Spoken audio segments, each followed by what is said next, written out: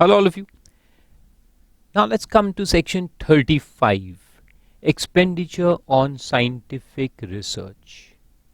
छोटा सा सेक्शन है मगर बहुत काम का है. इसमें एक आध पॉइंट एग्जाम में जरूर आता है. So you can mark it as important section. Okay, let's see. पहले तो साइंटिफिक रिसर्च, ये जो वर्ड है ये थोड़ा सा मिसलीडिंग है. आप इसको पहले समझ लो. इसको हम बोलते हैं साइंटिफिक रिसर्च, लेकिन एक्चुअल में है ये research in relation to your business, in simple words. तो क्या है कि अगर मेरा कोई भी बिजनेस है, जैसे मैंने आपको एक एग्जांपल पहले भी दिया था इसका एक आध लेक्चर में, कि अगर मेरा मोबाइल बनाने का बिजनेस है तो मैं मोबाइल पे रिसर्च करूंगा. मेरा टेलीविजन बनाने का बिजनेस है, मैं टेलीविजन पे रिसर्च करूंगा, नई नई टेक्नोलॉजीज पे. मेरा घड़ी बनाने का बिजनेस है, मैं घड़ी पे रिसर्च करूंगा. मेरा पढ़ाने का बिजनेस है, मैं पढ़ाने में रिसर्च करूंगा, new technologies which can be used to teach students, right. तो हम जो भी हमारा बिजनेस है उसमें कंटिन्यूअसली रिसर्च करते रहते हैं, और रिसर्च करना जरूरी भी है. अगर आप नहीं करेंगे, कॉम्पिटिटर्स रिसर्च करके आगे निकल जाएंगे, आपका बिजनेस बंद हो जाएगा. So every business has to continuously upgrade themselves, and for this they need to do research. तो ये रिसर्च पे जो खर्चा होता है रेवेन्यू नेचर का और कैपिटल नेचर का, ये दोनों का डिडक्शन इस सेक्शन में दिया जाता है. आए समझ में? ये तो एक बात हुई जहां हम हमारे बिजनेस को ग्रो करने के लिए रिसर्च करेंगे, तो इसको हम इन हाउस रिसर्च कहते हैं, रिलेटेड टू आवर बिजनेस. दूसरी तरफ एक डोनेशन का भी इसमें डिडक्शन है. तो कैसे कि हम रिसर्च नहीं कर रहे, हमारा बिजनेस है लेकिन हमारा रिसर्च तो ठीक है, चलता है नहीं चलता जो भी है, but there are certain institutions, there are universities, there are colleges, there are government institutions like DRDO, ISRO, and so on and so forth.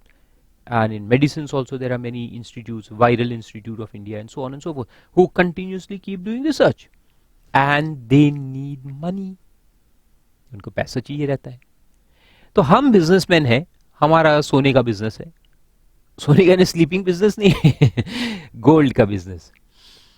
अब गोल्ड में क्या रिसर्च करेंगे, हमको तो कुछ जरूरत नहीं है, लेकिन हमें लगता है कि इसरो जो रिसर्च कर रहा है स्पेस टेक्नोलॉजी के ऊपर, उनको हमको डोनेशन देना चाहिए, and government wants to promote this. तो गवर्नमेंट ने हमें कहा कि आप डोनेशन दो, give donation to these institutions, and this donation which you give will be entitled for deduction under the head business and profession. हमें इस डोनेशन का डिडक्शन मिल जाएगा. करेक्ट. तो इस सेक्शन में अपन दो बातें स्टडी करेंगे, एक जो हमारा खुद का रिसर्च है हमारे बिजनेस के लिए, और एक जो हम डोनेशन देंगे दूसरे institutes, colleges, universities and so on and so fourth, लोगों को for doing research. So let's see. तो सबसे पहले डेफिनेशन दिया है, उसको देख लेते हैं, कोई पूछने वाला नहीं है. means activity for the extension of knowledge in the fields of natural or applied science, including agriculture, animal husbandry, or fisheries. Besides, scientific research in social science like human behavior and marketing research are also covered under this section. कुछ समझ में आया? नहीं ना? अरे जाने दो, काई का रिसर्च करोगे तुम, अप्लाइड साइंस और ये पढ़ने बैठोगे, कॉमर्स के स्टूडेंट्स हैं अपन. So just let it go. अपने को याद रखना है, अपना जो भी बिजनेस है उसके अंदर हमको रिसर्च करने का है. चलो तो शुरू करते हैं. सबसे पहले हम देखेंगे contributions made to other agencies, यानी डोनेशंस. तो पहला लिस्ट अपन डोनेशंस का देखेंगे. तो कौन से डोनेशंस आप दे सकते हो. कॉन्ट्रीब्यूशन का मतलब डोनेशन भी होता है. ठीक है. किन किन लोगों को अपन डोनेशन दे सकते हैं और उसका कितना कितना डिडक्शन अपने को मिलेगा, राइट. So let's see. सबसे पहले है section 35 2AA, contribution to national laboratories. अब ये नेशनल लेबोरेटरी वर्ड है, इससे कुछ नहीं समझेगा. एग्जाम्पल है इसरो. इसरो है, DRDO and national viral institute and so on and so fourth. एक हमारे नागपुर में है नीरी करके, Nagpur environment, national environment engineering. तो ऐसे बहुत सारे गवर्नमेंट फंडेड नेशनल लेबोरेटरीज है पूरे इंडिया में, जो अलग अलग फील्ड में रिसर्च करते रहते हैं। These are notified as national laboratories. ये तो कुछ एग्जांपल्स दिए, वैसे बहुत सारे और भी हैं। तो ये नेशनल लेबोरेटरीज को अगर आप डोनेशन दोगे, ठीक है, तो वो इसमें कवर होगा पहले वाले पॉइंट में। और यूनिवर्सिटीज और आईआईटी, आईआईटी तो सबको मालूम है, ठीक है। एंड यूनिवर्सिटीज में कौन आएगा? विच universities? only those which are notified under this particular subsection 2AA. Universities notified under 35 2AA, क्योंकि यूनिवर्सिटी नीचे भी आएगा, अगले पॉइंट में भी आएगा, वो नॉर्मल यूनिवर्सिटीज रहेंगी। ये खास यूनिवर्सिटीज है, इंपॉर्टेंट वाले यूनिवर्सिटीज जो बहुत बड़े बड़े रिसर्च करती है, तो वहां गवर्नमेंट उनको नोटिफाई करता है इस सेक्शन के अंदर, ठीक है। To carry on the research, provided that such university, college or other institution is for the time being approved by the prescribed authority, देखो कहा ना मैंने, prescribed authority and Ministry of Scientific Research, and is notified by the central government under this particular subsection। तो government उनको approval देगा और उनको ये सेक्शन में नोटिफाई कर देगा, दैट फलाना फलाना university, Farooqa university is notified under section 35 2AA। तो अगर हमारा यूनिवर्सिटी नोटिफाई हो गया है इस सेक्शन के अंदर, तो जितने भी बिजनेसमैन हमको डोनेशन देंगे वो इसमें क्वालिफाई होंगे। ओके, तो उनको डिडक्शन कितना मिलेगा? देखो डिडक्शन उनको मिलेगा, डोनर्स लोगों को 150% ऑफ द सम पेड। मान लो कि एक बिजनेसमैन ने हमको 10 लाख रुपए डोनेशन दिया, 10 lakhs, तो उसको डिडक्शन कितना मिलेगा? 150%, यानी कि 15 लाख रुपए। Deduction will B 15 lakhs। 10 lakh donation पे 15 लाख का डिडक्शन, इसको कहते हैं वेटेड डिडक्शन। वेटेड यानी कि extra deduction, more than what you have given. तो गवर्नमेंट बहुत दयालु है ना, आपने डोनेशन दिया, इतना अच्छा काम किया, तो गवर्नमेंट कहता है हम आपसे ज्यादा दयालु है, हम आपको ज्यादा डिडक्शन देंगे। ये तो खैर कहने की बात हो गई पॉलिटिकल लैंग्वेज, लेकिन from tax planning point of view this is very interesting. एक बात आपको मैं बताता हूं tax planning point of view से, कि जितने भी हम बिजनेस एक्सपेंडिचर करते हैं,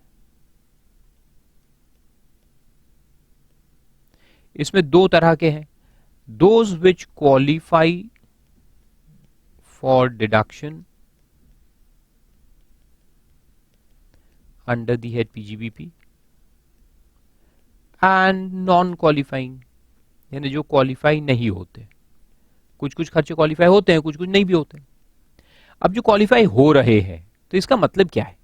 qualify for deduction tax planning point of view से इसका मतलब यह है, देखो एक दूसरे तरीके से सोचने की बात यह है कि 30% is contributed by the government। हमारे खर्चे में 30% गवर्नमेंट का कंट्रीब्यूशन है। मैं अपने एम्प्लॉइज को सैलरी देता हूं, तो सैलरी क्वालिफाइंग डिडक्शन है। तो मैंने अगर 10,000 मेरे एम्प्लॉय को सैलरी दी, उसका मतलब यह है कि 3,000 रुपए तो उसमें गवर्नमेंट ने कंट्रीब्यूट किया है, मैं अपनी जेब से तो 7,000 ही दे रहा हूं। सोचने की बात है। कैसे? आप पूछो कैसे कैसे ऐसे कैसे हो गया? गवर्नमेंट हमारे एम्प्लॉय को सैलरी देता है। यस, देखो मैं बताता हूं। अगर मेरा इनकम 1 लाख रुपए है, तो मेरे को इस पे tax at the rate of 30%, मैंने कहा था ना आपसे, टैक्स प्लानिंग में हमेशा टैक्स हम 30% से लेंगे, हाईएस्ट स्लैब। 30,000 रुपए टैक्स देना है, सही है ना? 1 लाख रुपए के ऊपर हमें 30% से 30,000 रुपए गवर्नमेंट को टैक्स का पेमेंट करना है, इनकम टैक्स। लेकिन अगर यहां से सैलरी पेड टू स्टाफ 10,000 रुपए माइनस हो जाएगा, तो मेरा टैक्सेबल इनकम कितना बचेगा? 90,000। In that case my tax would be only 27,000 ना, यानी मेरे को अब गवर्नमेंट को 27,000 रुपए टैक्स देना है, यानी मेरा 3,000 रुपए का टैक्स बच गया ना। Tax saved is 3,000। Now tax saved is what it means, I don't have to pay 3,000 to government. मेरे 3,000 रुपए जो गवर्नमेंट को देने थे वो बच गए। तो उसको अगर अपन बोले तो ऐसे ही बोल सकते ना कि मैंने जो 10,000 रुपए सैलरी गवर्नमेंट को दिया उसमें 3,000 रुपए गवर्नमेंट ने मेरे को दिया, means 3,000 rupees is contributed by the government towards my salary payment of 10,000। समझ में आ रहा है? तो ये वो मतलब है। तो ये 3,000 रुपए जो हमने सेव कर लिए because of payment of 10,000 to employee means 3,000 is contributed by the government. यानी मेरे 10,000 रुपए के खर्चे में 3,000 रुपए कहां से आए? गवर्नमेंट से आए। कैश फ्लो अगर देखें तो कैश फ्लो में क्या होगा? देखो मेरा कैश इनफ्लो 1 लाख है, उसमें से 10,000 मैंने दिया एम्प्लॉय को और 27,000 रुपए दिया गवर्नमेंट को। तो 3,000 रुपए मेरे बच गए, means 3,000 is contributed by the government. तो इसीलिए जितने भी क्वालिफाइंग डिडक्शंस है, अभी हमने शुरू किया 30-31 देखा, फिर डिप्रिसिएशन देखा, फिर 32 AD देखा, फिर टी कॉफी वाले देखे और अब ये देख रहे। तो हर एक केस में 30% कंट्रीब्यूशन कौन कर रहा है? Government, all deductions. लेकिन जो क्वालिफाई नहीं हो रहे हैं तो वहां पे गवर्नमेंट का कोई कंट्रीब्यूशन नहीं है। No contribution by government, no country by government. बहुत बुरी बात है। लेकिन जहां पर वेटेड डिडक्शन मिलता है, क्वालिफाई होते हैं, क्वालिफाई फॉर वेटेड डिडक्शन, तब क्या होता है? जैसे इस केस में 150% डिडक्शन है। कितना डिडक्शन है? 150%। तो 150% डिडक्शन का मतलब क्या है? 150% का मतलब ये हुआ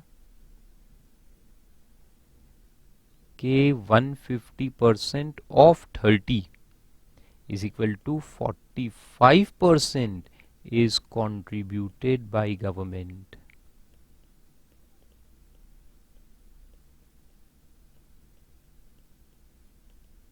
%45 is contributed by government।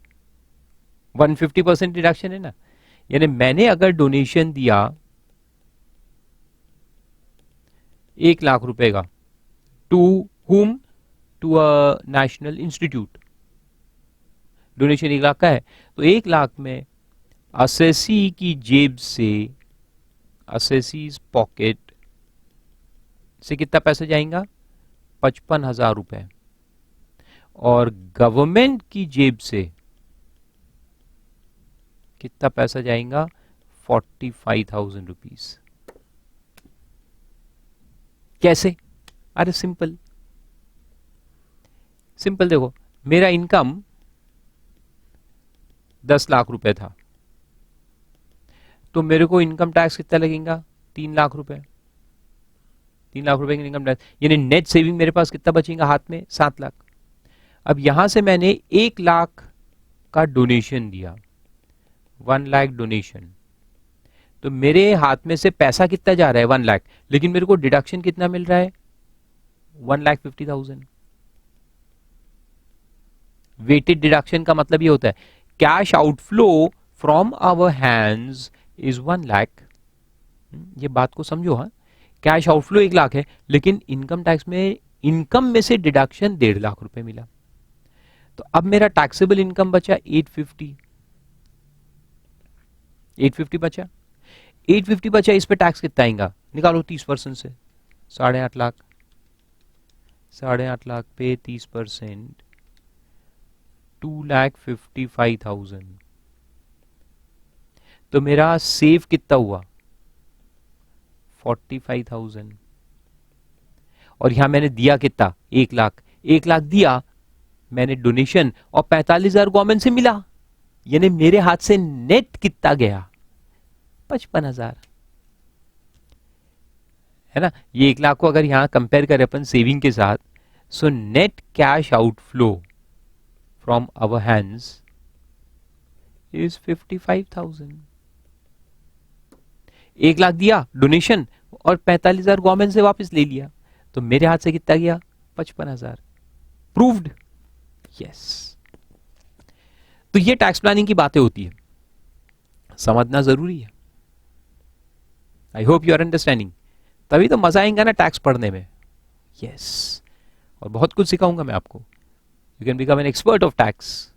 मेरे को बाद में चल के थोड़ी सी और फीस दे देना।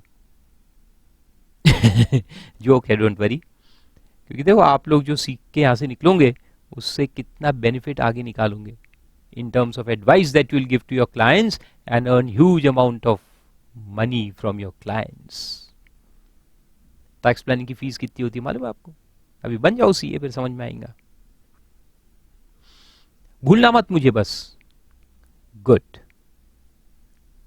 तो 150% का डिडक्शन यहां पे अलाउड है फर्स्ट केस में, आया समझ में? अब इसको याद रखना है, एग्जाम में क्वेश्चन क्या आएगा और करना क्या वो भी समझा देता हूं। ये तो हो गया तुम्हारा सब प्लानिंग। अब एग्जाम के लिए भी समझ लो, एग्जाम में क्या करना है तुमको कि पीजीबीपी इनकम बोलेगा कंप्यूट करने को और पीएनएल अकाउंट दिया रहेगा। पीएनएल अकाउंट में डेबिट में यहां पे आएगा donation to national laboratories for scientific research, और यह अमाउंट दिया रहेगा 10,000 रुपए मान लो के। तो ये 10,000 जो पीएनएल अकाउंट में डेबिट है, ये क्या है? ये एक्चुअल डोनेशन है। एक्चुअल डोनेशन 10,000 है, लेकिन अपने को मालूम है कि यार डिडक्शन जो है वो 150% मिलने वाला है, यानी 50% एक्स्ट्रा मिलने वाला है डिडक्शन। तो यहां जो भी नेट प्रॉफिट दिया होगा पीएनएल में, तो अपन क्या करेंगे कि ये जो यहां पे डेबिट आइटम है, डेबिट आइटम इज ऑलरेडी 100%। 100% तो डेबिट हुआ ही है, अपने को 50% एक्स्ट्रा जो है वो क्लेम करना है। तो अपने को एडजस्टमेंट क्या करना पड़ेगा? We have to reduce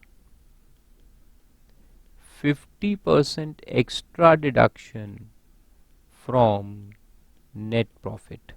net profit में से 50% एक्स्ट्रा क्लेम करने का है, यानी 5,000। So what you have to do in adjustment is reduce 5,000 from the net profit। ये बाद में समझ में आएगा जब हम कैलकुलेशन पार्ट में जब उतरेंगे, एक्चुअल पीजीबीपी इनकम निकालते कैसे हैं, तब ये सब चीजें समझ में आएगी। अभी सिर्फ दिमाग में डाल के रख लो और बुक में लिख के रख दो। अभी तो हम अलग अलग सेक्शंस को पहले पढ़ रहे हैं, ये पढ़ते पढ़ते बहुत सी चीज समझ में आ जाएंगी, फिर कैलकुलेशन करने जब बैठेंगे तो समझ में आएगा कि इसका इम्पैक्ट क्या देना पड़ता है प्रॉब्लम के अंदर। डन, लिख लिया, वेरी गुड। फिर उसमें एक प्रोविजो है वो पढ़ते हैं, provided that the prescribed authority shell before granting approval satisfy itself about the feasibility of carrying out the scientific research and shall submit its report to the principal chief commissioner or the chief commissioner or principal director general or director general in such form as may be prescribed। ये technical nature का है, आपको कोई काम नहीं है। तो prescribed authority जो है मिनिस्ट्री ऑफ साइंटिफिक रिसर्च में, वो जब एक नेशनल लेबोरेटरी को या यूनिवर्सिटी को, कॉलेज को अप्रूवल देती है इस सेक्शन के अंदर, तो वो अथॉरिटी ने पहले सेटिस्फाई करना है अपने आप को कि ये जो रिसर्च करने वाले हैं ये फिजिबल है कि नहीं, और वो फिजिबिलिटी रिपोर्ट चेक करने के बाद उसको अप्रूवल देंगे और उसका एक कॉपी इनकम टैक्स में भेज देंगे। किसके पास? प्रिंसिपल चीफ कमिश्नर या चीफ कमिश्नर या प्रिंसिपल डायरेक्टर जनरल या director general of income tax, किसी के भी एक के पास, जो भी कंसर्न अथॉरिटी है उसके पास भेज देंगे। देन उसके बाद आता है 35(1)(2) सेक्शन का क्लॉज चेंज हो गया है। कॉन्ट्रीब्यूशन टू यूनिवर्सिटी, कॉलेज और association to carry out scientific research. अब यहां फिर से देखो यूनिवर्सिटी आया, एसोसिएशन, कॉलेज आ गया, लेकिन यह है नॉर्मल वाले, ये नॉर्मल, वो खास थे, ये नॉर्मल ऐसे ही हजारों यूनिवर्सिटीज कॉलेजेस इसमें आते हैं। कंडीशन यहां पर भी वही है कि ये यूनिवर्सिटी एसोसिएशन कॉलेज जो है is for the time being approved and notified in the official gazette. इनको भी अप्रूवल लगेगा, इनको भी नोटिफिकेशन लगेगा, लेकिन notified under this subsection 1 clause 2, और वो थे 2AA, सेक्शंस अलग अलग है। ठीक है, फिर यहां डिडक्शन कितना मिलेगा, तो यहां भी 150% of the sum paid, 150% of the sum paid का डिडक्शन यहां पर भी मिलेगा। ओके, तो यूनिवर्सिटीज 2AA वाली हो या यहां पे हो 3512, दोनों में डिडक्शन 150% का मिलेगा। फिर उसके बाद है 35(1) clause 2A, contribution to a company to be use by it for scientific research. तो यहां पे कंपनी है जो रिसर्च कर रही है, नॉर्मल कंपनीज है, पब्लिक कंपनीज जो रिसर्च कर रही है, और उसको अपन ने डोनेशन दिया, तो फिर अपने को डिडक्शन कितना मिलेगा, 100% मिलेगा। यहाँ 150% नहीं है, यहाँ सिर्फ 100% है, यानी जितना डोनेशन दोगे उतना ही मिलेगा डिडक्शन, नो वेटेड डिडक्शन। लेकिन इसमें भी कंडीशन है कि जो कंपनी है रिसर्च करने वाली वो इंडिया की रजिस्टर्ड कंपनी होनी चाहिए, नॉट फॉरेन कंपनी। उसका मेन ऑब्जेक्ट क्लॉज के अंदर साइंटिफिक रिसर्च एंड डेवलपमेंट होना चाहिए। जो कोई भी कंपनी का ऑब्जेक्ट क्लॉज होता है ना, उसमें साइंटिफिक रिसर्च एंड डेवलपमेंट उसका मेन ऑब्जेक्ट होना चाहिए। Then is for the purpose of this clause time being approved by the prescribed authority and fulfills other conditions as may be prescribed। 4 condition है। और उसके बाद आखिरी में है contribution to research association university college institution to carry out research in social science। अब social science या statistical research वाली जो कंपनीज है या इंस्टीट्यूशंस या यूनिवर्सिटीज, तो वो इसमें आएंगे। और यहां पे भी कंडीशन वही है, अप्रूवल इनको होना है और नोटिफिकेशन आना चाहिए। डिडक्शन अपने को मिलेगा 100% ऑफ द सम पेड, जितना डोनेशन देंगे उतना डिडक्शन मिलेगा, उससे ज्यादा नहीं मिलेगा। So there will be no weighted deduction. Okay, और लास्ट में एक एक्सप्लेनेशन दिया है। तो इन ऑल देखो 4 डोनेशन है, 2 में 150% है, 2 में 100%। तो जहां पे 100% डिडक्शन ऑलरेडी है, वहां पे P&L अकाउंट में अगर अमाउंट डेबिट में है डोनेशन फॉर सोशल रिसर्च, तो अपने को कोई एडजस्टमेंट करने की जरूरत नहीं है, क्योंकि 100% डिडक्शन है और वो P&L में ऑलरेडी डेबिट हो गया है। तो अपने को क्या करना है, कुछ भी नहीं करना। बट सपोज के दिया हो कि ये डोनेशन दिया है और P&L में डेबिट नहीं है, तो अपने को डिडक्शन लेना पड़ेगा। we'll have to reduce from net profit to get taxable income। और लास्ट में एक्सप्लेनेशन में लिखा है, ये खैर कैलकुलेशन की बात है मेरी, आपको शायद अभी समझ में ना आए, वो बाद में आएंगी। अभी बस ये याद रखते जाओ कि किस चीज का डिडक्शन है और किस चीज का नहीं है, और है तो कितना है, 100% है, 150 है, क्या है। कुछ कुछ बातें मैं बोलता हूं, मुझे मालूम है कि नहीं समझ में आएंगी, लेकिन फिर भी बोलते रहता हूं ताकि वो दिमाग में कहीं ना कहीं घुस के रहे, so that when I will explain those points you will link, sir ने बोला था। फिर लास्ट में एक एक्सप्लेनेशन दिया है, देखो इंटरेस्टिंग है। इंटरेस्टिंग ऐसा है कि हुआ ये कि ये अपना प्रीवियस ईयर है, अपन ने यहां पे डोनेशन दिया, डोनेशन गिवन। जब हमने डोनेशन दिया इस जो भी यूनिवर्सिटी वगैरह है उनको, तब उनका अप्रूवल था, उनका अप्रूवल था और सब बड़ा बराबर चल रहा था, हमने उनको डोनेशन दिया। अब हम बैठ गए चुपचाप के, हमको डिडक्शन मिलेगा, वेरी गुड। लेकिन हुआ ये कि हमारे डोनेशन देने के कुछ दिनों के बाद प्रिस्क्राइब्ड अथॉरिटी ने ये जो यूनिवर्सिटी कॉलेज वगैरह जो भी है, डोनी डोनी बोलते हैं ना उसको, जिसको दिया वो डोनी, डोनी का जो अप्रूवल है वो विड्रॉ हो गया। अब किया होगा उन्होंने कुछ गलत काम, काड़ी की होंगी, ऑडिट में फंसे होंगे, तो डोनी का अप्रूवल गवर्नमेंट ने विड्रॉ कर दिया। ये जो भी सेक्शंस अपन ने देखे उसके अंदर उसको विड्रॉ कर दिया। अभी विड्रॉ कर दिया, लेकिन हमने तो डोनेशन उसके पहले दिया था, तो क्या हमारा डिडक्शन लैप्स हो जाएगा कि मिलेगा? सवाल पैदा हुआ। तो उसके लिए ये क्लैरिफिकेशन है। तो एक्सप्लेनेशन है, क्या कहता है कि अगर आपने डोनेशन ये विड्रॉवल के पहले दिया होगा और आपके पास रिसीट है उसका, तो आपको डिडक्शन मिलेगा। You don't have to worry, your deduction will be allowed. But if you give donation after withdrawal of approval, then no deduction। याद रखो, अगर डोनी का अप्रूवल विड्रॉ हो जाए और उसके बाद तुम डोनेशन दोगे तो डिडक्शन नहीं मिलेगा। पहले दिया है तो मिल जाएगा। इसलिए क्या करना, जब भी आप डोनेशन देने जाते हो तो उसका अप्रूवल पहले चेक करो कि आपका अप्रूवल है क्या, पूछ लेने का। वो कहेंगे नहीं विड्रॉ हो गया है, फिर मत देना। और वो कहेंगे कि नहीं नहीं अप्रूवल है, तो दे के आने का। और झूठ बोला तो उन्होंने झूठ बोला, फंसोगे तुम।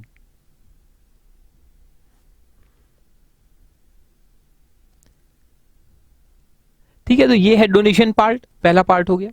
Now let's come to our in house research, second part पे आते हैं।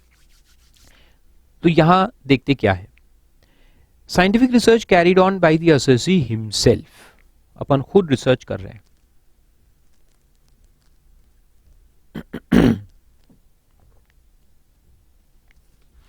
अब खुद रिसर्च करोगे तो सबसे पहला पॉइंट इसमें यह है कि जो रिसर्च हम कर रहे हैं वो हमारे बिजनेस से रिलेटेड होना चाहिए।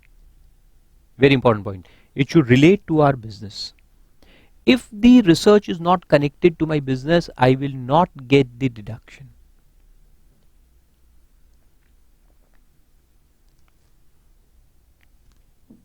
सीधी बात, मेरा बिजनेस है एयरलाइंस का, एयरलाइंस इंडिगो, और मैं रिसर्च कर रहा हूं मेडिसिन के ऊपर। तो साला कोई कनेक्शन है क्या अपने बिजनेस से? नहीं। अपन फार्मास्यूटिकल कंपनी है क्या? नहीं। तो फिर अपने को उसका कोई डिडक्शन नहीं मिलेगा। लेकिन अगर अपन रिसर्च कर रहे हैं हमारे बिजनेस के लिए, जो हमारे बिजनेस से कनेक्टेड है, तो अपने को डिडक्शन मिलेगा। अब for the purpose of business, courts ने कहा है कि it has to be taken in a wider sense, थोड़ा सा वाइड लेना पड़ता है।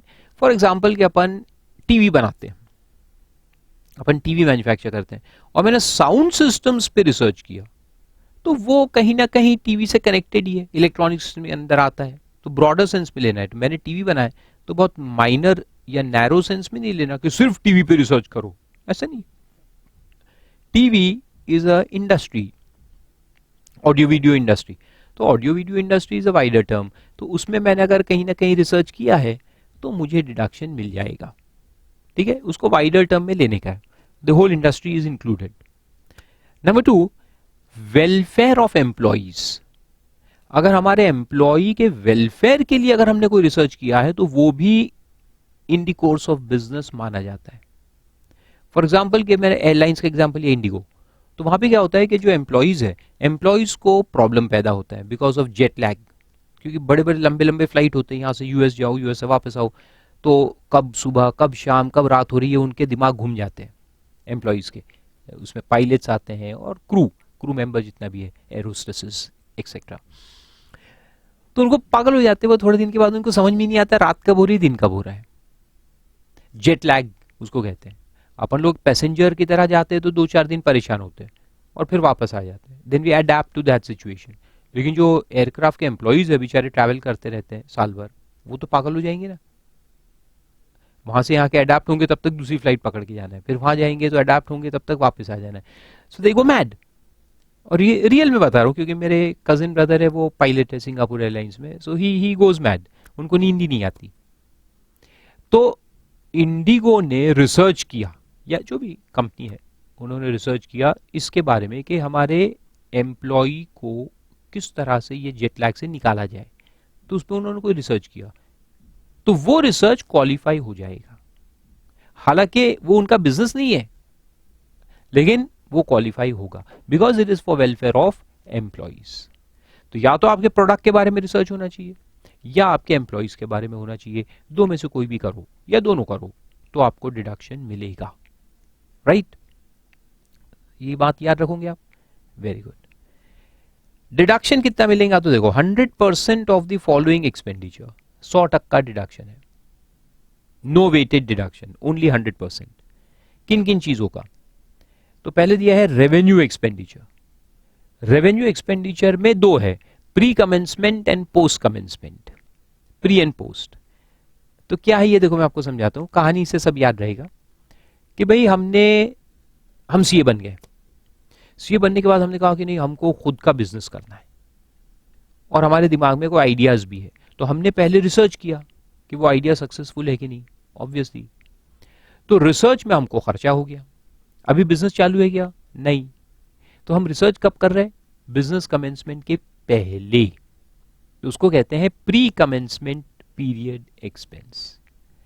तो गवर्नमेंट कहता है कि ठीक है, आप रिसर्च करो और ये खर्चों को लिखते जाओ बुक में, और जब आपका बिजनेस चालू होगा तब आप ये खर्चों का डिडक्शन ले लेना। तो उसको कहते हैं प्री कमेंसमेंट पीरियड एक्सपेंस। कब अलाउ होगा? In the first year in which business is commenced. Business commencement के ईयर में ये पूरा खर्चा अपने को एज ए डिडक्शन मिल जाएगा, लेकिन उसमें एक कंडीशन है कि pre commencement period will be only 3 years preceding the commencement of business. यानी यहां अगर हमारा बिजनेस कमेंस हुआ तो इसके पहले 3 साल में जो भी हमने खर्चा किया होगा उतना ही क्वालिफाई होगा। और अगर अपने को रिसर्च में 7 साल लग गए तो फिर हमने बिजनेस कमेंस किया तो 7 साल में क्या होगा कि सिर्फ जो पिछले 3 साल है उसके खर्चों का डिडक्शन तो मिलेगा, 3 साल का तो मिलेगा, लेकिन उसके पहले के जो 4 साल गुजर गए उसका कोई डिडक्शन नहीं मिलेगा। ना इंसाफी है ना, लेकिन क्या करें, अब लॉ है तो लॉ में लिखना पड़ता है।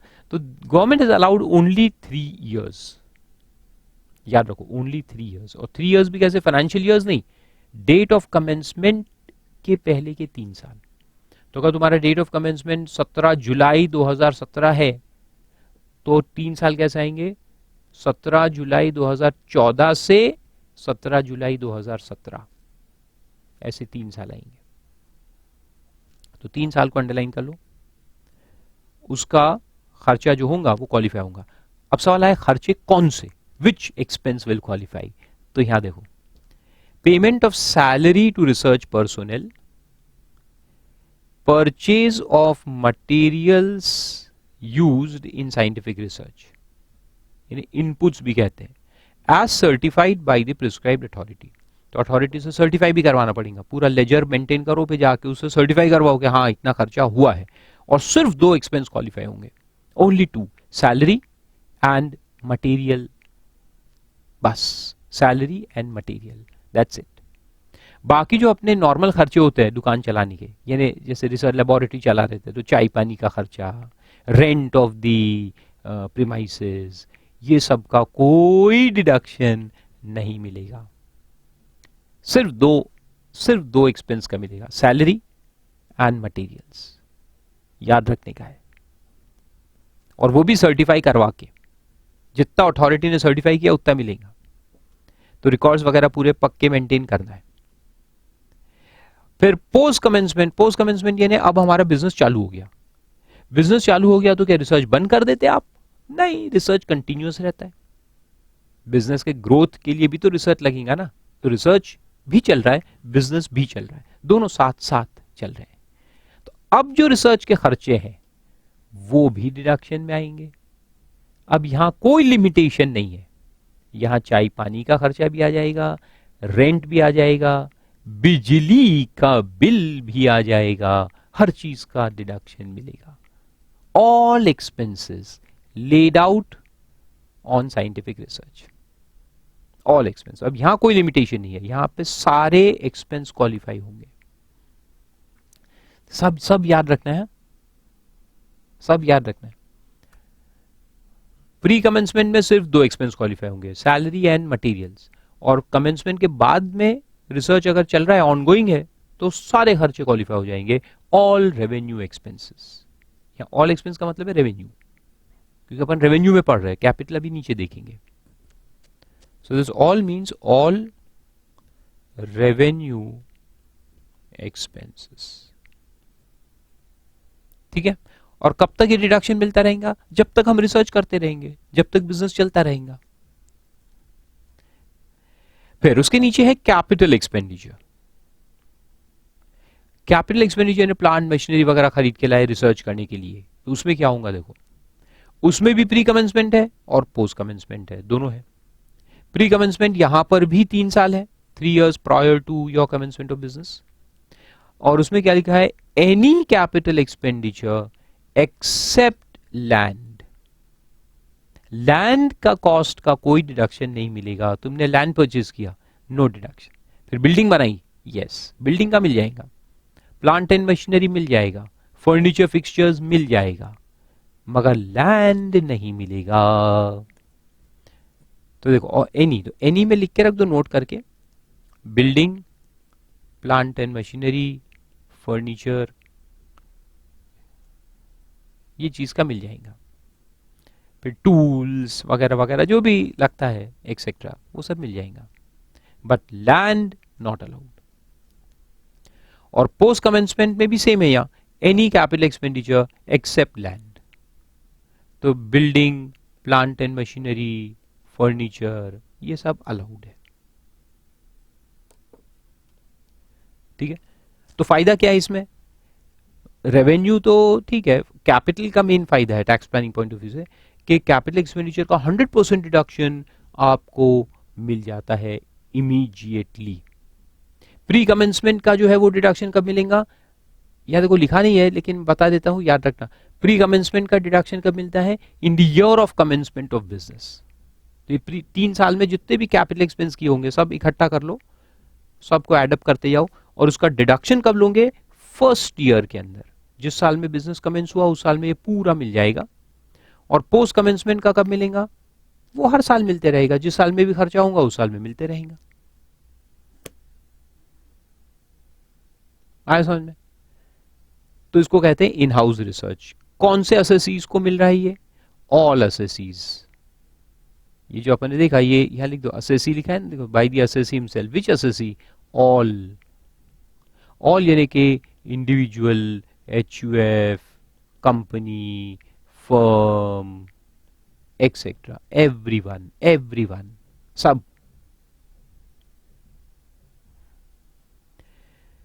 फिर उसके बाद एक लिखा है 35(2)(a)(b) बोलते हैं इसको।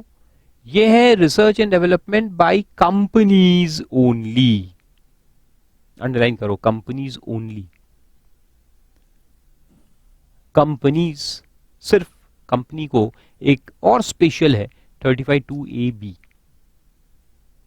तो ये जो 2AB है ये क्या कहता है कि deduction will B 150% of the following expenditure.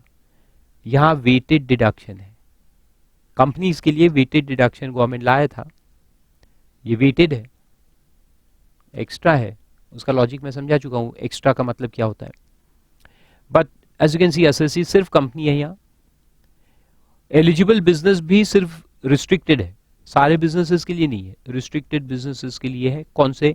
Biotechnology, biotechnology में रिसर्च करो, या फिर और एनी बिजनेस ऑफ मैन्युफैक्चर और प्रोडक्शन ऑफ एनी आर्टिकल और thing not being an article और thing specified in list in 11th schedule.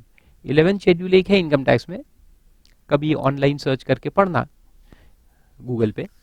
उसमें दारू, बियर, वाइन और ऐसे बहुत सारे सिगरेट्स और कुछ ऐसे गुड्स है, प्लास्टिक वगैरह। तो वो वाले अगर गुड्स तुम बनाते हो, दारू बनाने वाली कंपनी है तुम्हारी, तो फिर यहाँ पे तुमको 150% में तुम क्वालिफाई नहीं होते।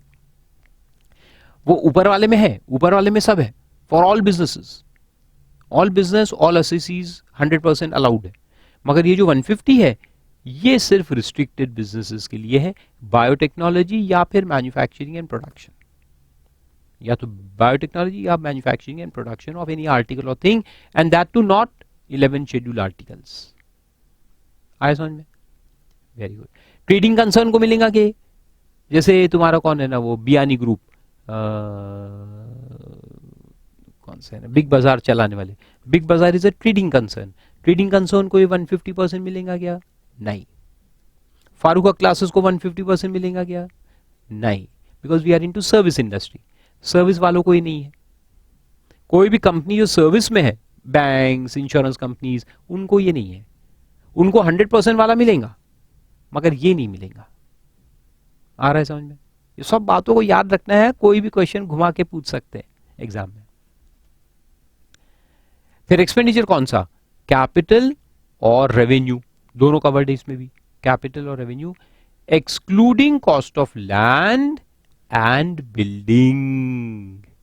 तो यहां लैंड एंड बिल्डिंग दोनों पे अलाउड नहीं है, तो फिर किस पे अलाउड है? Only on plant and machinery and furniture. Plant and machinery और फर्नीचर पे अलाउड है, लैंड बिल्डिंग पे अलाउड नहीं है।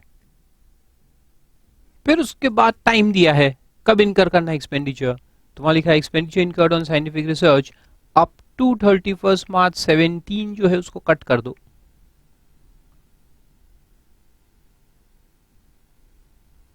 वो डेट एक्सटेंड हो चुका है।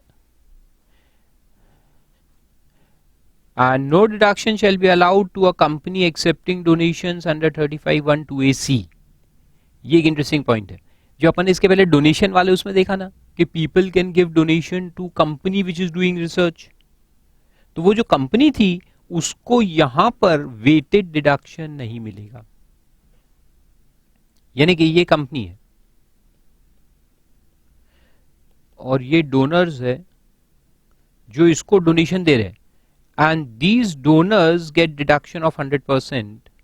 अगर इनको डिडक्शन मिल रहा है तो फिर ये कंपनी जो है उसको यहां पर वेटेड डिडक्शन नहीं मिलेगा उसके खर्चे पर। No weighted deduction on the expenses made by this company, it will get only 100% deduction. 100% deduction मिलेगा, वेटेड डिडक्शन जो है 150 वो नहीं मिलेगा। ठीक है, समझो अच्छे से। कंपनी, ये डोनर लोग डोनेशन दे रहे कंपनी को, फिर कंपनी अपना खर्चा कर रही है, तो कंपनी के खर्चे पर उसको वेटेड डिडक्शन 150 जो है वो अलाउड नहीं है। It can only take 100% under normal subsection 1 जो ऊपर में देखा अपन ने, क्योंकि डोनर लोगों को डिडक्शन मिल रहा है। Because this company is registered under this 35(1)(2)(a)(c)। अगर ये कंपनी वहां रजिस्टर्ड नहीं है तो फिर इसको वेटेड डिडक्शन मिलेगा, लेकिन फिर डोनर लोगों को कोई डिडक्शन नहीं मिलेगा। Choice is yours, choice is in the hands of company. अगर डोनेशन चाहिए अच्छे खासे तो फिर take registration under 35(1)(2)(a)(c) and take 100% deduction only. Donor लोगों को 100 मिल जाएगा, तुमको भी 100 मिल जाएगा, बी हैप्पी विद दैट। अगर तुमको ये 150 चाहिए तो फिर ये रजिस्ट्रेशन मत लो। रजिस्ट्रेशन नहीं लोगे तो डोनर लोगों को कोई डिडक्शन नहीं मिलेगा, तुमको 150 मिल जाएगा। Choice is yours. तुम 150 चाहते हो तो फिर डोनर लोगों को कुछ नहीं मिलेगा, फिर डोनेशन भी कम मिलेंगे। तो गवर्नमेंट हर तरफ से लॉ बना के रखता है। फिर आगे चलो, फिर कंडीशंस है। कंडीशंस तो याद रखने के हैं। The facility is approved by the prescribed authority. Simple. The company has entered into an agreement with prescribed authority for cooperation in the facility. ये एक इंटरेस्टिंग पॉइंट रहता है। गवर्नमेंट ने 150% तुमको दिया है, लेकिन एक कंडीशन ये है कि तुमने एग्रीमेंट करना पड़ेगा with the authority for sharing of your facilities. Cooperation of facilities का मतलब है शेयरिंग ऑफ फैसिलिटीज।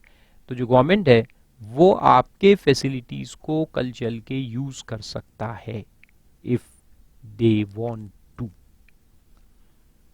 तो वो मेन उसका फंडा है। कोऑपरेशन का एग्रीमेंट करो, फिर maintenance of accounts and audit, accounts audit करवाना पड़ेगा, and furnishing of reports from time to time.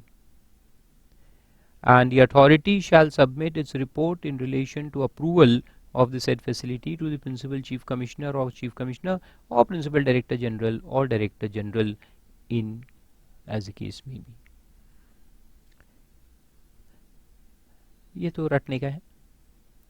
फिर डिडक्शन देखो, तो डिडक्शन वही है 150% है फ्रॉम PY 1718 टू PY 1920 तक, यानी कितने साल हुए 17, 18, 18, 19, 19, 20, ये 3 साल के लिए तो तुमको 150 मिलेगा, फिर उसके बाद 100 हो जाएगा। So thereafter this section will give you only 100% deduction. तो धीरे धीरे गवर्नमेंट क्या कर रही है, ये वेटेड डिडक्शंस को खत्म कर रही है। एक टाइप का सब्सिडी है ना ये, तो उसको धीरे धीरे खत्म कर रहे हैं। पहले इसमें 200 हुआ करता था, अभी इस साल से 17-18 से उसको 150 कर दिया है। 3 साल तक 150 रहेगा, उसके बाद 100% पे आ जाएगा। और इसमें नोट दिया है कि ये जो कंपनी है जिसको 150 मिल रहा है, इसके जो प्री कमेंसमेंट एक्सपेंस होंगे, प्री कमेंसमेंट, वो 100% के लिए ही क्वालिफाई होंगे, वो 150 में क्वालिफाई नहीं होंगे। 150 is only for expense after commencement of business. 35(2)(a)(b) जो है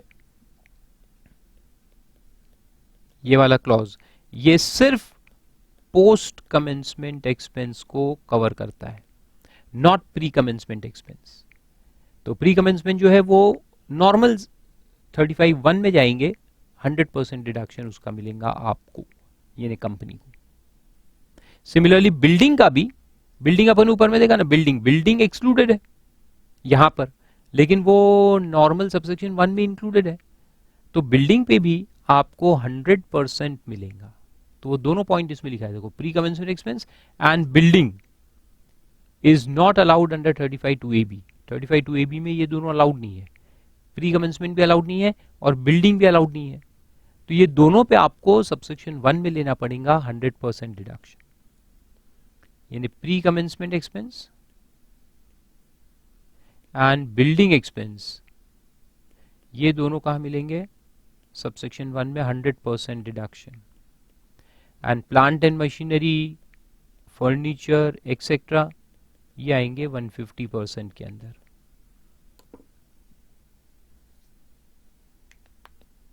याद रहेगा?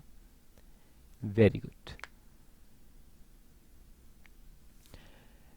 तो यहां तक तो ये सेक्शन था। फिर आगे में कुछ इश्यूज दिए हैं। उसमें पहला पॉइंट है सेल ऑफ एसेट।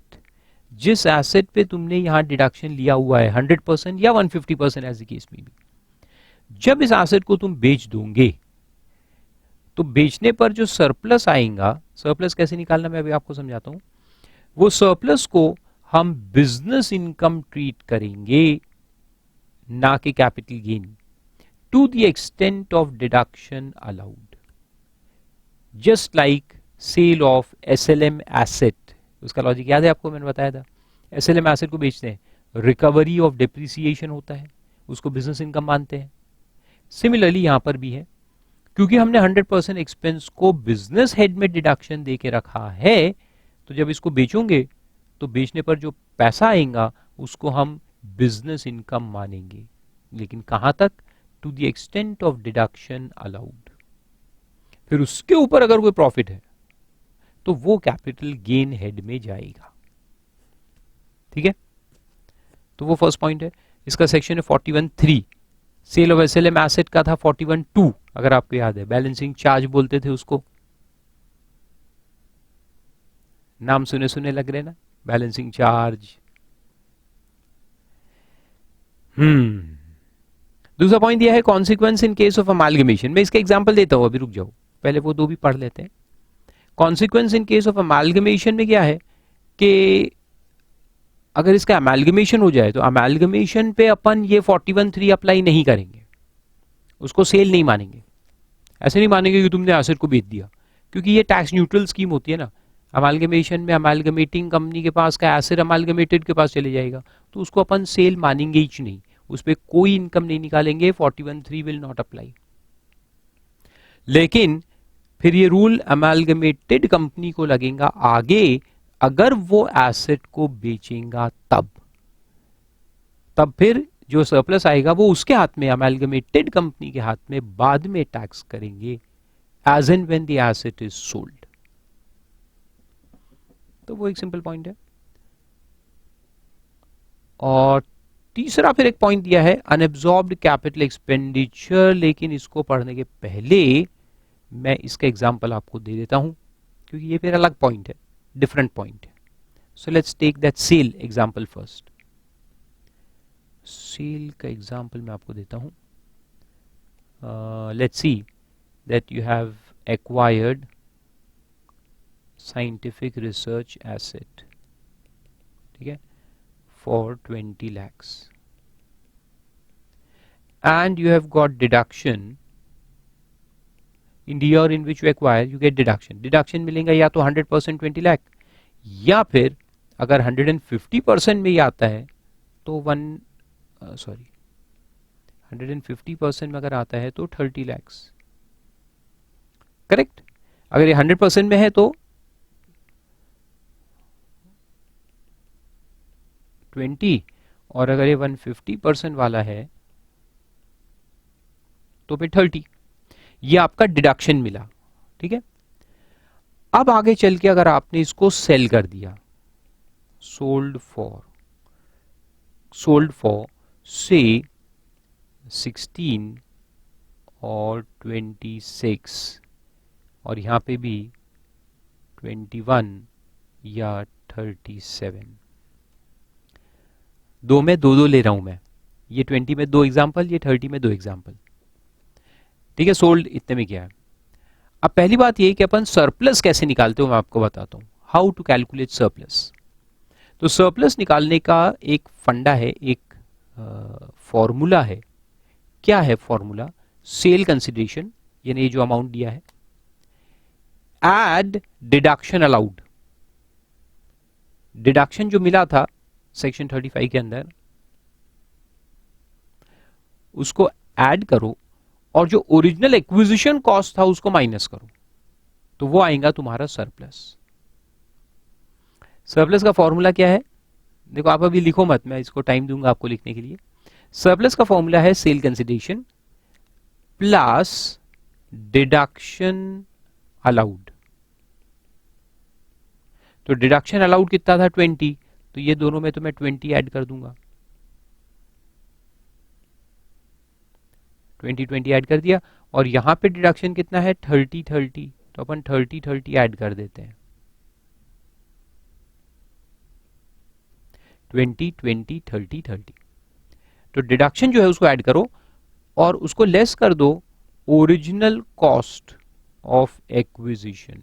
तो कॉस्ट ऑफ एक्विजिशन जो था पहले ओरिजिनल, ये 20 था, इसको आप लेस कर दो. तो लेस 20 लेस 20 लेस 20 लेस 20, वो तो चारों में सेम ही है ना. 20 एसेट एक्विजिशन तो 20 का ही था.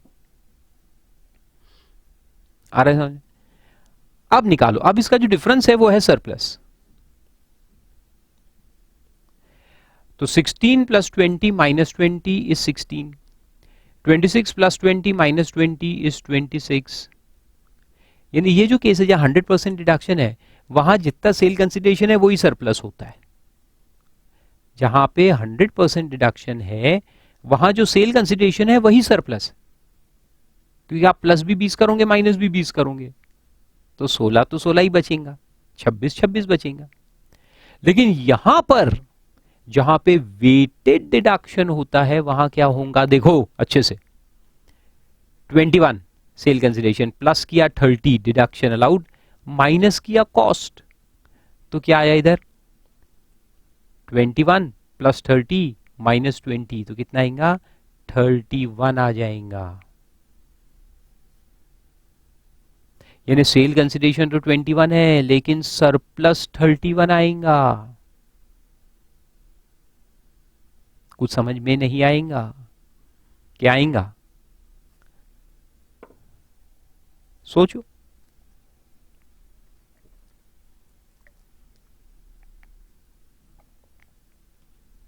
सरप्लस 31 आ गया है.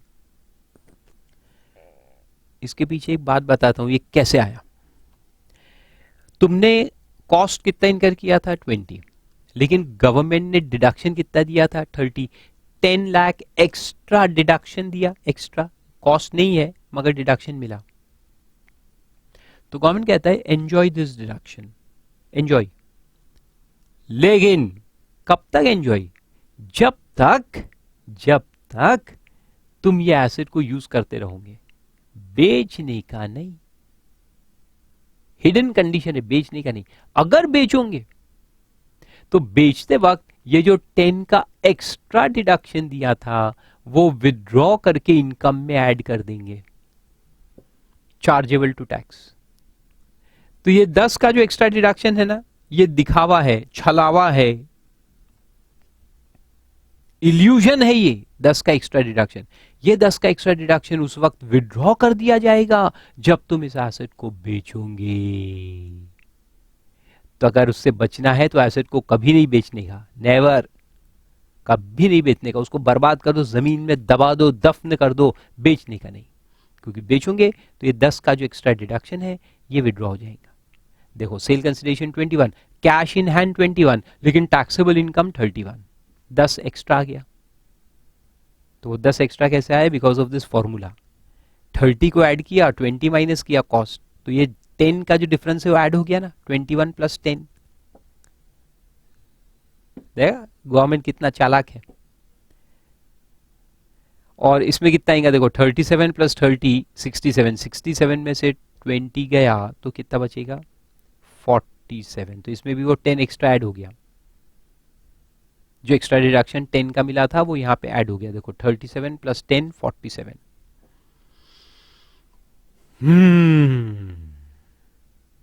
अब क्या होगा देखो, अब ये तो आ गया सरप्लस। अब ये सरप्लस में से बिजनेस इनकम कितना मानेंगे? तो वहां दिया है, इसमें से बिजनेस इनकम अपन उतना मानेंगे जितना डिडक्शन अपन ने दिया था उतने हद तक। यानी कि the surplus will be treated as business income under section 41(3). 41(3) इसका सेक्शन है, इसको बिजनेस इनकम माना जाता है। 41(3) कहता है chargeable under the head business and profession to the extent of deduction allowed, to the extent of deduction allowed. तो देखो पहले केस में तुम कहा रहा डिडक्शन कितना है 20 और सरप्लस कितना है 16, 16 कम है तो पूरा 16 बिजनेस इनकम मान लिया जाएगा, पूरा 16 बिजनेस इनकम। दूसरे केस में तुम्हारा सरप्लस तो 26 है लेकिन तुम्हारा डिडक्शन तो 20 ही था बिजनेस हेड में, तो अप टू 20 तुम्हारा बिजनेस इनकम आएगा और बाकी जो 6 लाख है वो कहां जाएगा? वो जाएगा कैपिटल गेन के अंदर। तो बाकी जाएगा कैपिटल गेन। तो पहले केस में कैपिटल गेन में कुछ नहीं आएगा, दूसरे केस में कैपिटल गेन आएगा 6। फिर तीसरे केस में देखो डिडक्शन है 30, डिडक्शन 30 है और सरप्लस तुम्हारा 31 है, तो 31 में से 30 तुम्हारा बिजनेस हेड में आएगा और 1 कैपिटल गेन में जाएगा। और तीसरे केस में 47 है, 47 में और डिडक्शन तो 30 है, तो 30 जो है ये बिजनेस इनकम में आएगा, 30 बिजनेस इनकम, और 17 जो है वो कैपिटल गेन में जाएगा। Difference will go under the head capital gain. अब मुझे मालूम है कि आप पूरी तरह से अभी संतुष्ट नहीं हुए हो, सैटिस्फाइड नहीं होंगे, लेकिन अगले 5 मिनट के बाद पहले इसको लिख लो, टेक डाउन,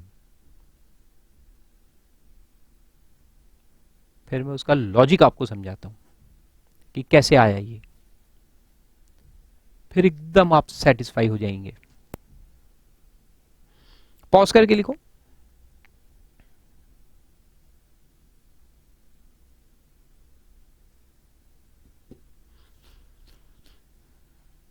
ओके, कंटिन्यू करूं मैं? गुड। तो इसका लॉजिक बिल्कुल जो अपन ने वहां पढ़े थे ना, एसएलएम, सेम टू सेम है कि ये तुम्हारा कॉस्ट है, साइंटिफिक रिसर्च एसेट तुमने परचेज किया 20 में और डिडक्शन भी अगर 20 मिला, कॉस्ट भी 20 डिडक्शन भी 20, ये 100% वाला केस, 100% डिडक्शन वाला केस, कॉस्ट भी 20 और ये कॉस्ट है और डिडक्शन भी 20। अब इसको अगर तुम सेल करते हो और तुम्हारा सेल कंसिडरेशन जो है वो ये 20 से अगर कम है, 20 से अगर कम है, मान लो कि 16 है, तो ये पूरा 16 अपन क्या मानेंगे, पीजीबीपी इनकम, बिजनेस इनकम मानेंगे, कैपिटल गेन कुछ भी नहीं। क्योंकि ये जो 16 है, ये देखो 16 कहां से आ रहा है, ये 20 में से ही आ रहा है ना, जो डिडक्शन दिया अपन ने बिजनेस हेड में, बिजनेस हेड का डिडक्शन तुमने रिकवर कर लिया, तो इसलिए उसको बिजनेस इनकम मानेंगे। ये रेवेन्यू एक्सपेंडिचर क्लेम किया, revenue expenditure in the sense that business deduction, so if this is allowed as a business deduction, then the resulting income will also be business income, correct, good। लेकिन अगर तुम्हारा sale consideration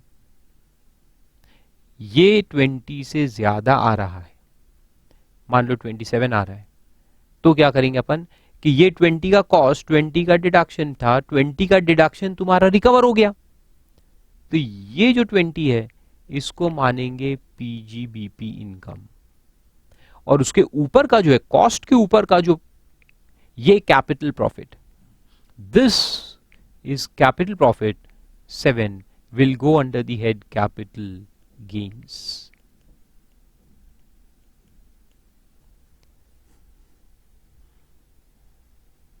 आया समझ में अब logic? Very good.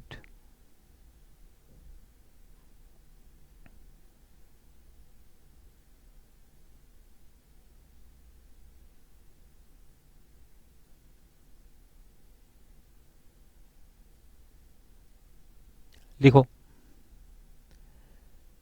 Pause करो। Okay, अब मैं बताता हूं तुमको 150% वाले का लॉजिक क्या है, वो भी सिंपल है इसी तरह से। तो 150% में क्या होगा कि ये अपना है कॉस्ट, साइंटिफिक रिसर्च एसेट,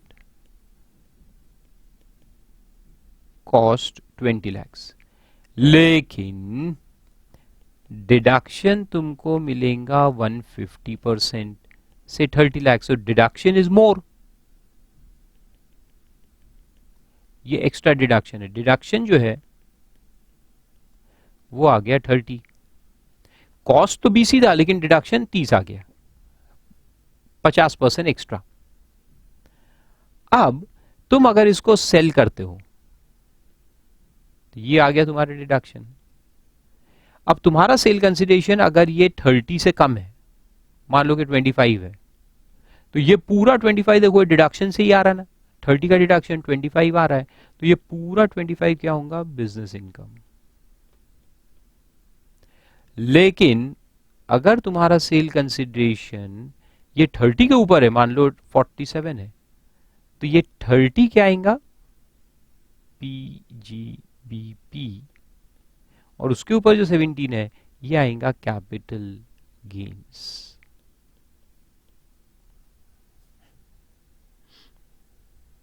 इसको भी लिख लो।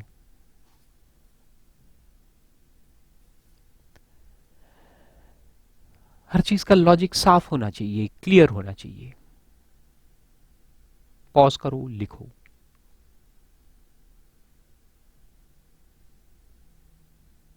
फिर आगे बढ़ते हैं। फिर एक लास्ट पॉइंट वहां दिया है, वो भी समझा देता हूं। लास्ट पॉइंट में क्या है कि इस साल में, ये अपना प्रीवियस ईयर है, इसमें अपना income under the head PGBP 1 lakh रुपए आया, ठीक है, 1 लाख।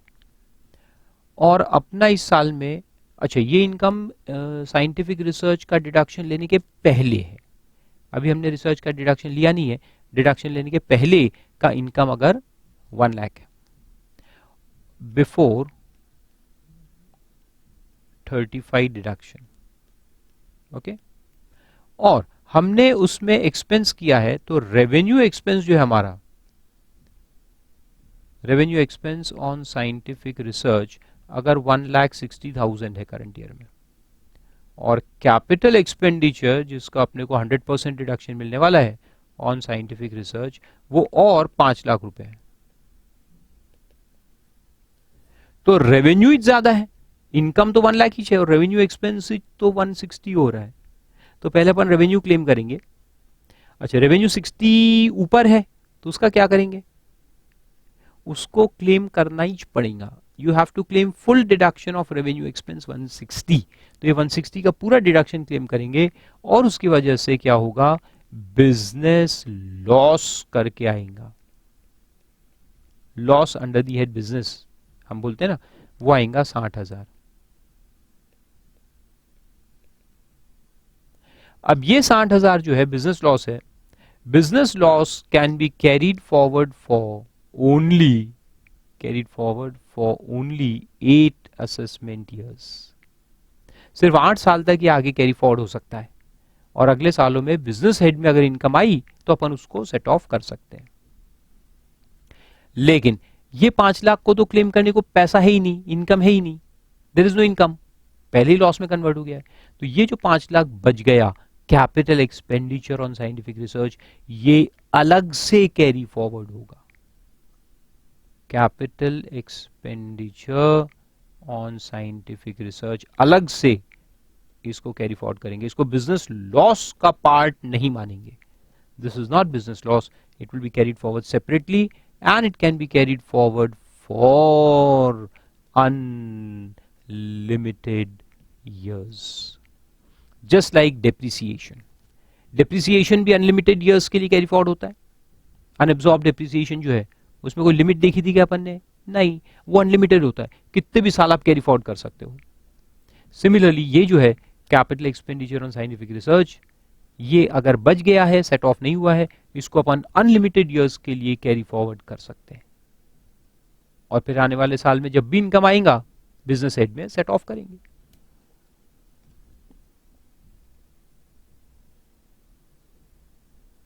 Clear, very good. तो ये वहां लिखा है देखो, अनएब्सॉर्ब कैपिटल एक्सपेंडिचर, लेकिन सिर्फ कैपिटल एक्सपेंडिचर अलग से कैरी फॉरवर्ड होता है, रेवेन्यू अलग से नहीं होता है। इसलिए मैंने एग्जांपल में क्या दिखा, अगर रेवेन्यू की वजह से लॉस है तो वो बिजनेस लॉस का पार्ट बनेगा। तो वहां लिखा है, if on account of inadequacy और absence of profit of business deduction on account of capital expenditure on scientific research can not be allowed fully or partly, the deficiency so arising is to be carried forward as if it is unabsorbed depreciation. तो इसके दो अब fundamental points हैं, वहां लिख लो आप, means करके लिख लो। Number 1, can be carried forward for unlimited period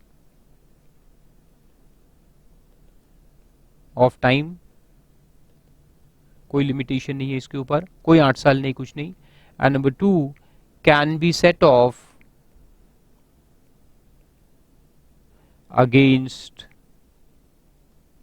any head of income, कोई भी हेड से सेट ऑफ हो सकता है, एक्सेप्ट कि सैलरी में फिर वहां कंट्रोवर्सी, जो हमने वहां पढ़े थे कि डेप्रिसिएशन को सैलरी का हिस्सा, बिजनेस लॉस का हिस्सा मानना कि नहीं मानना, तो सेम लॉजिक यहां पे भी लगेगा, कंट्रोवर्सी चलती रहेगी। लेकिन जैसे मैंने आपको कहा था कि अपन तो सेट ऑफ करेंगे, that is the correct interpretation.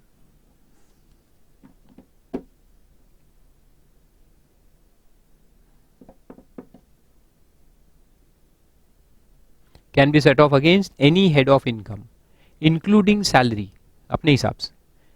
हालांकि दूसरा ओपिनियन है कि सैलरी से सेट ऑफ करना कि नहीं करना, क्वेश्चन मार्क है, लेकिन करने का है, अपन तो मान के चलेंगे करने का है।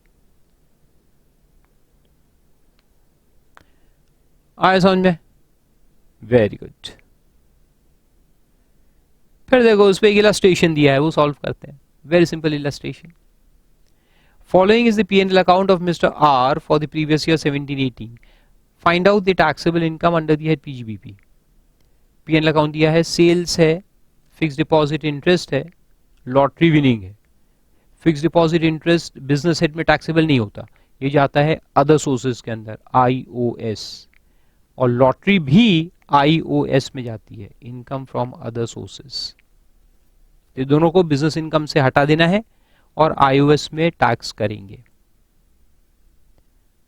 देन बिजनेस एक्सपेंस दिया है 12 लाख, उसके बाद डोनेशंस है, नेशनल लेबोरेटरी का डिडक्शन कितना होता है, 150% होता है। तो 150 में 4 लाख जो है ये 100% है, ये तो जितना डोनेशन दिया उतना डेबिट में आया। अपने को क्या करना है, 50% एडिशनल डिडक्शन क्लेम करना है, तो वहां लिख दो लेस 50% एक्स्ट्रा। कहां से लेस करेंगे, नेट प्रॉफिट से। फिर कॉलेज फॉर साइंटिफिक रिसर्च, इसमें भी सेम लेस 50% एक्स्ट्रा, क्योंकि यहां भी 150% है। फिर Indian company for scientific research 100% है और 100% ऑलरेडी डेबिट है, तो कुछ नहीं करने का। Association for social research 1 lakh है, 1 लाख डिडक्शन भी है, कुछ नहीं करने का।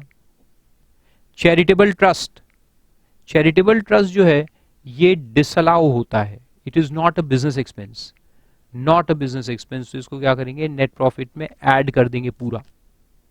लेकिन एक सेक्शन है जो आगे चल के समझाऊंगा, बहुत आगे चल के चैप्टर 6A के अंदर, 80G, 80G में इसका डिडक्शन मिलता है फिर, लेकिन उतना आगे का अपन अभी सॉल्व नहीं करेंगे। फिर नेट प्रॉफिट दिया है, उसके अलावा दिया है कि he has acquired following assets for in house research during the year. Land, land का डिडक्शन मिलता है क्या, no. Building, yes. Machinery, yes. तो ये दोनों का अपन क्या करेंगे, रिड्यूस, कितना है 35 lakhs है,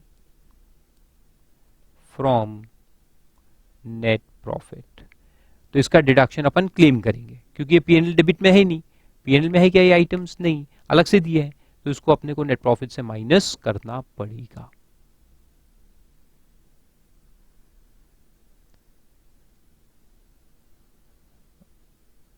अच्छा, ये तो अगला इलस्ट्रेशन दिया है, यानी इसका सॉल्यूशन दिया नहीं है, तो आप चलो लिखो, calculate income under the PGBP question पूछा है, लिखो answer, calculation of income under the head PGBP.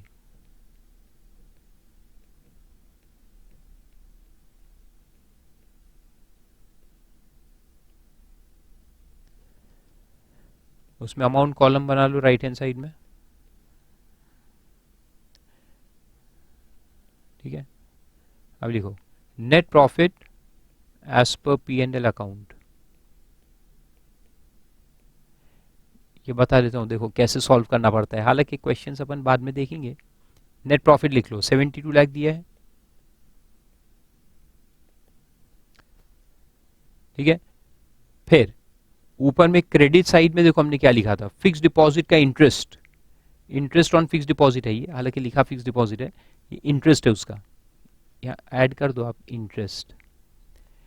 6 lakh रुपए मिला है और लॉटरी 7 लाख की हमने इनकम अर्न की है, तो ये दोनों को अपन क्या करेंगे, नेट प्रॉफिट से माइनस कर देंगे। क्यों, क्योंकि ये इनकम अदर सोर्सेज में टैक्सेबल है, बिजनेस हेड में नहीं है, तो बिजनेस इनकम में से इन दोनों को माइनस कर दो, 6 लाख और 7 लाख, तो लिखो less interest on fix deposit 6 lakh and lottery 7 lakh, दोनों माइनस, माइनस इसलिए वहां ब्रैकेट लगा देंगे। फिर डेबिट में क्या क्या एडजस्टमेंट करने का था अपने को, इसका 50% लेना है, इसका भी 50% लेना है, donation to national laboratory and college, तो 4 लाख का 50% 2 लाख और 7 लाख का 3.5 लाख ले लो, तो इसको डिडक्शन लेना है ना, तो माइनस लिखेंगे, minus 50% extra deduction on donation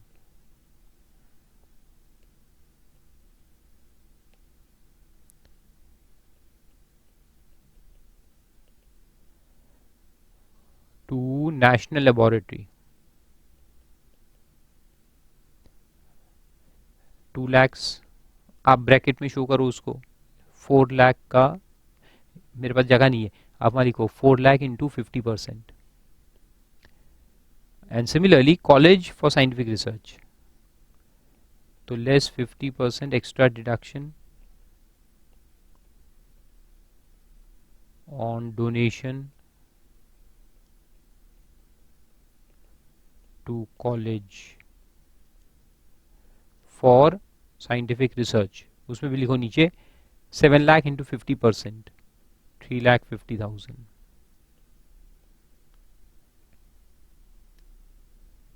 ये आ गया। फिर उसके बाद ये चैरिटेबल ट्रस्ट का डोनेशन ऐड बैक करने का है 4 लाख, तो वो लिखो प्लस, उसको ऐड करना है। डिसअलाउ करने का मतलब प्रॉफिट में ऐड बैक करने का है।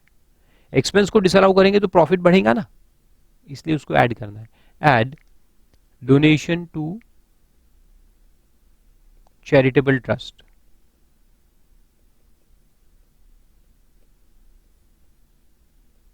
Donation to charitable trust 4 lakhs। ये ऐड करना है इसलिए इसको ब्रैकेट मत लगाओ, और इसके नीचे एक नरेशन लिख दो, मैं डिक्टेट करता हूं। ब्रैकेट में, नीचे ब्रैकेट में लिख दो, not allowed as business deduction, not allowed as business deduction. अरे भैया चैरिटी में डोनेशन दे रहे, बिजनेस से क्या लेना देना, बिजनेस का खर्चा है क्या? नहीं, इसलिए नॉट अलाउड। उसके अलावा ये दोनों को अपने को डिडक्शन लेने का है, तो अब फिर नीचे लिखो लेस, लेस करके लिखो deduction under section 35 for scientific research assets, for scientific research assets, bracket में लिखो 100% ऑफ 35 lakhs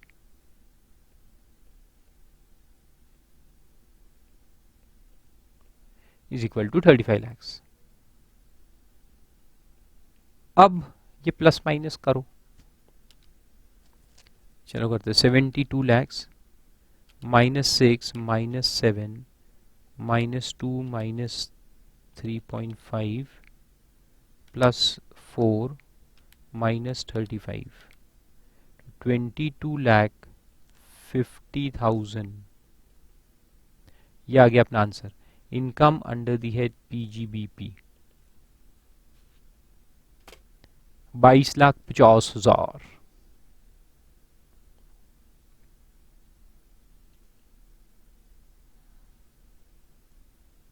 बस PGBP निकालने को बोला था अपन, इतना निकाल के रख देंगे। पूरा टोटल इनकम निकालने का पूछता तो फिर अपन IOS भी निकालते, इनकम फ्रॉम अदर सोर्सेज, उसमें वो दोनों फिगर्स अपन ले लेते। और उसमें भी जो लॉटरी है ना, तो लॉटरी नेट दिया है, नेट का मतलब होता है TDS काटने के बाद, लेकिन जब इनकम में लेते हैं तो TDS को इंक्लूड करके लेते हैं, तो उसको ग्रॉस अप करेंगे लॉटरी को और फिर उसको लेंगे। वो कैसे करना भी नहीं समझेंगे, इसलिए मैं छोड़ रहा हूं उसको, वो वक्त आने पे समझाऊंगा TDS को ग्रॉस अप कैसे करते हैं। तो इस तरह से है। फिर एक और इलस्ट्रेशन दिया है, सिंपल है ये भी। A Limited furnishes the following particulars. Compute the deduction under 35 while computing the income under the PGBP. Very simple. Indian Institute of Science Bangalore for Scientific Research 150% deduction ले लो। IIT दिल्ली को दिया तो भी 150 ले लो। X Limited कंपनी है जिसको हमने दिया फॉर रिसर्च 100 ले लो। फिर इन हाउस रिसर्च में रेवेन्यू एक्सपेंस है, कंपनी है क्या? A लिमिटेड है, कंपनी है, कंपनी इन हाउस रिसर्च कर रही है तो अपन उसको 150% देंगे। और कैपिटल एक्सपेंडिचर है including cost of land 5 lakhs on scientific research 7.5 lakhs, तो 7.5 lakhs में से 5 लाख तो अपन माइनस कर देंगे, तो बचेगा 2,50,000। 250 का 150% लेंगे तो आ जाएगा 3,75,000। So simple.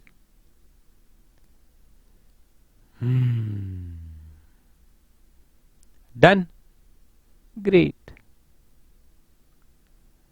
तो इस तरह से है ये सेक्शन 35 साइंटिफिक रिसर्च डिडक्शन।